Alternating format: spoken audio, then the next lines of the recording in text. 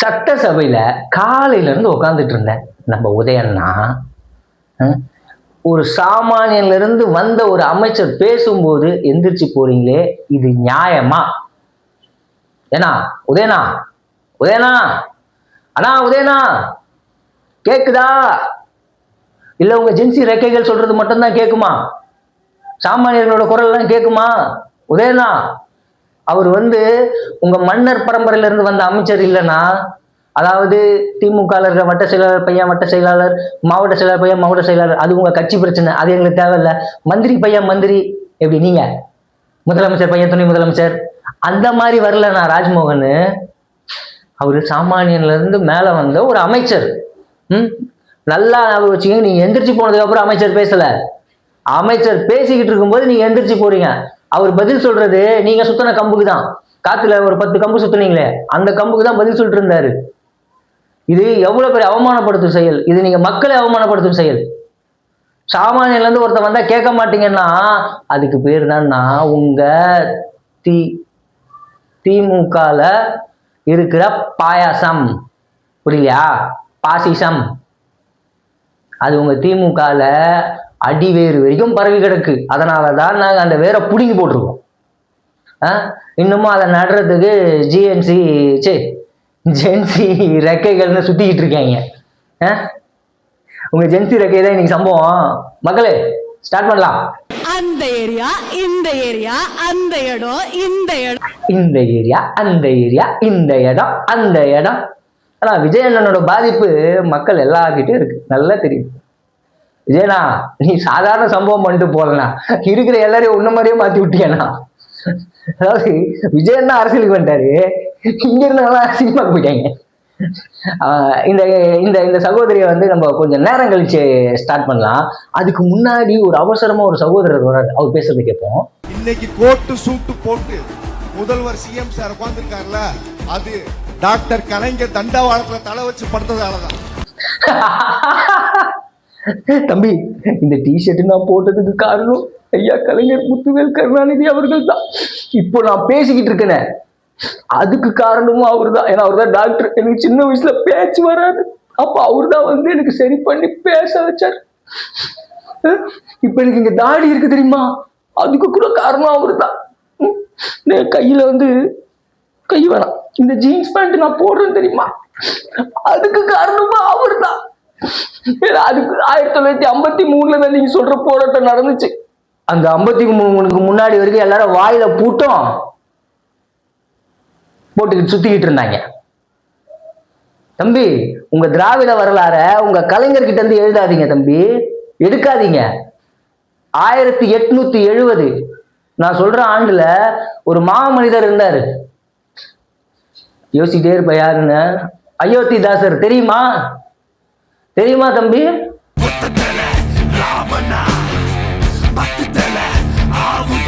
பாட புத்தகத்துல கூட அவரோட பாடங்களை ஏற்றவே இல்லை. யாரு? உங்க ஆட்சியில 2018 தான். அது யாரோட ஆட்சி காலம் தெரியுமா? அதுக்கும் எத்தனை போய் ஸ்டிக்கர் ஒட்டுறாதீங்க. ஸ்டிக்கரை ஒட்டி ஒட்டி ஸ்டிக்கரை ஒட்டுற ஆட்கள். அதுக்கு காரணம் அண்ணா திராவிட முன்னேற்ற கழகம், செல்வி ஜெயலலிதா அவர்கள் வழி வந்த எடப்பாடியார் அவர்கள். 2018 அவங்க தான் முதல்ல 8ஆம் வகுப்பு பாட புத்தகத்துல சேர்க்கிறாங்க. அதுக்கு முன்னாடி இப்போ பார்த்துட்டு இருக்க மக்கள்ல ஒரு 40 வயசுக்குள்ள இருக்கிற எல்லாரும் இப்போ என்னோட சிலபஸ்ல படிச்சிருப்பீங்க. ஸோ நீங்க அயோத்திதாசரை பாட புத்தகத்துல பார்த்துருக்கீங்களா? ஒரு ஒரு ஒரு சொல்லாடலா எங்கேயாவது பயன்படுத்தப்பட்டிருக்கும், அவ்வளவுதான். மற்றபடி பெரியாருக்கு தனி பாடம் இருக்கும், வரலாறுலயே இருக்கும் பெரியாருக்கு. ஏன், கருணாநிதி அவர்கள் வாழ்ந்து கொண்டிருக்கும் போதே கருணாநிதி அவர்கள் பாட புத்தகத்துல இருந்தாரு. ஆனா அயோத்திதாசர் இல்லை. அயோத்திதாசரை இரட்டடிப்பு பண்ணாங்க. அயோத்திதாசரை பத்தி எந்த தகவலையும் தமிழக மக்களுக்கு தெரிவிக்காம மறைச்சாங்க இந்த முன்னேற்ற கம்பெனி. தம்பி, 1953 வராத ட்ரெயின் அது இதுன்னு சொல்லுவாங்க. அதெல்லாம் எனக்கு வேண்டாம். ஏன்னா அந்த நேரத்துல நம்ம அங்க இல்லவும் இல்லை, இல்லாத விஷயத்த நம்ம சொல்லவும் போறது இல்லை. அது வந்த ட்ரெயினோ வராத ட்ரெயினோ தண்டவாளத்துல தலை வச்சாரு. எதுக்கு தலை வச்சாரு? எதுக்கு? அயோத்திதாசரோட மொத்த வரலாறையும் மறைக்கிறதுக்கா? திராவிட வரலாறை நீங்க பேசணும்னா பின்னாடி போங்க.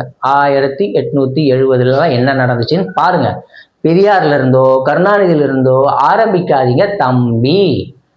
இல்லைன்னா இப்படிதான் பேசுவோம். நான் ட்ரௌசர் போட்டது காரணம் ஐயா கருணாநிதி அவர்கள் தான். நான் டிஷர்ட் போட்டு காரணம் அவரு தான். நான் செயின் போட்டிருக்கேனே அதுக்கு காரணமும் ஐயா கருணாநிதி அவர்கள் தான். எங்க அப்பா கம்முன்னு இருந்தாரு, என் தாத்தா கம்முன்னு இருந்தாரு, என் முப்பாட்ட கம்முன்னு இருந்தா. எங்க குடும்பத்துக்கே சோறு இடிச்சு போட்டது வரலாறுலே மொத்தமா எங்க எங்க எங்க முதுகு பின்னாடி ஒட்டிடுங்க. எல்லாரும் சேர்ந்து என் முதுகு பின்னாடி ஒட்டிடுங்க. திமுகவால் தான் தமிழ்நாடு வாழ்ந்தது. திமுகவும் சொல்லுங்க, நானும் உங்க கூட சேர்ந்து சொல்றேன்.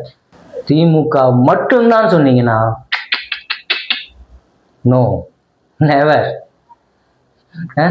இப்போ நம்ம அக்கா சகோதரி போமா, இந்த ஏரியா அந்த ஏரியா, இந்த இடம் அந்த இடம், எங்கேயுமே ஐயா ஆல் ரவுண்டர். எப்படி ஆல் ரவுண்டர்? அக்காவுக்கு பயம் கிடையாது. அக்கா சொல்லுக்கா. வருவாய் பற்றாக்குறைன்னு இருக்குல்ல, அதுல ஒன்றிய அரசு நமக்கு தர வேண்டிய நிதி பற்றாக்குறை இருக்குல்ல, அத போய் கேளுங்க. Wow, what a performance. செம்மையா பர்ஃபார்ம் பண்றீங்க. லாலா கடை சாந்தி கூட சேர்ந்து டான்ஸ் ஆடுறதுக்கு ரெடி ஆயிட்டு இருக்கீங்க. ரெடி ஆகுங்க.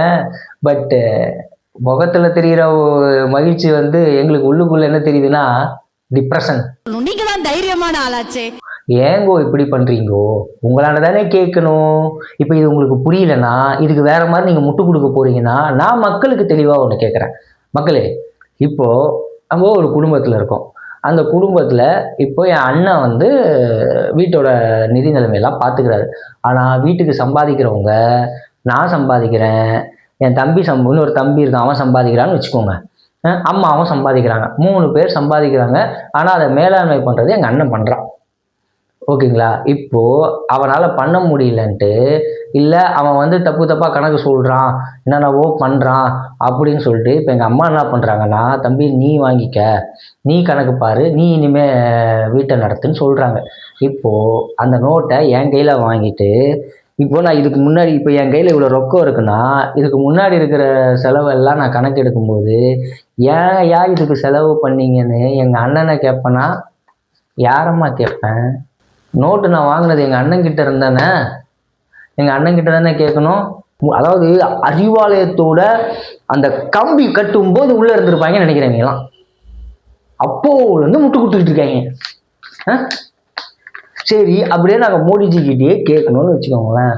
5 வருஷமா உங்களாலே முடியலல்ல வாங்கறதுக்கு, மோடிஜி கிட்ட இருந்து அதை வாங்க முடியலல்ல. ஆனால் நான் வந்து கொஞ்சம் ஹிந்தி நேஷ்னல் நியூஸ்லாம் நிறைய பார்ப்பேன். அதில் நிர்மலா சீதாராமன் மேடம் வந்து கணக்கு கேட்டோம் கணக்கு கொடுக்கலான்லாம் சொல்லியிருக்காங்களே. உங்ககிட்ட கணக்கெலாம் கேட்டாங்களாம், கொடுத்த காசுக்கு கணக்கே கொடுக்கலையா. அவங்க ஒரு கணக்கு சொல்கிறாங்க, இவ்வளோ கொடுத்தோம் அவ்வளோ கொடுத்தோன்னு. வெள்ளை அறிக்கையிலே வந்து மத்தியிலேருந்து வர நிதி நிலுவல் தொகையை விட மாநில வருவாய், உற்பத்தி வருவாய் குறைஞ்சிருக்கு. ஜென்சி டிஎம்கே விங்ஸ் சகோதரி, மாநில வருவாய் உற்பத்தி வருவாய் குறைஞ்சிருக்கு சகோதரி. அதுக்கு யார்கிட்ட கேட்கணும் சகோதரி? நீங்க தான் சகோதரி. எப்பவும் போன 5 காலத்துல செலோ நார்த் இந்தியா போயிடுவீங்க. மணிப்பூரை பார், கேரளாவை பார், அங்கே பார், இங்கே பார், பின்னாடி பார், என்னை மட்டும் பார்க்காதே, அப்படி நீங்க தான் போவீங்க. அதே மாதிரிதான் இப்பவும் ட்ரை பண்றீங்க பாருங்க. இப்போ எங்களை நார்த் இந்தியாவுக்கு அனுப்புறீங்க. போய் மோடிஜி கிட்ட கேளு, போய் மோடிஜி கிட்ட இருந்து வாங்கு. உங்க ஆள் தான் ஆல்ரவுண்டர் ஆச்சா. உங்க ஆள் எவ்வளவு பெரிய ஆல்ரவுண்டர் தெரியும்ல. உங்களுடைய அடுத்த கேள்விக்கான பதில், சார் இன்னும் கேள்வியே கேட்கலையா? ஆக உங்கள் அடுத்த கேள்விக்கான பதில், இப்படி ஒரு திறன்பட செயல்படக்கூடிய முதலமைச்சரை நாங்கள் லாஸ்ட் 5 வருஷம் பார்த்துருக்கோம்மா சகோதரி, பார்த்துருக்கோமே. விளையாட்டுத்துறை அமைச்சர் தெரியும்ல, கப்பே வாங்காத ஒருத்தரை கூப்பிட்டு கப்பு வாங்கி போட்டோ எடுத்த கூட்டம் நம்ம கூட்டம்.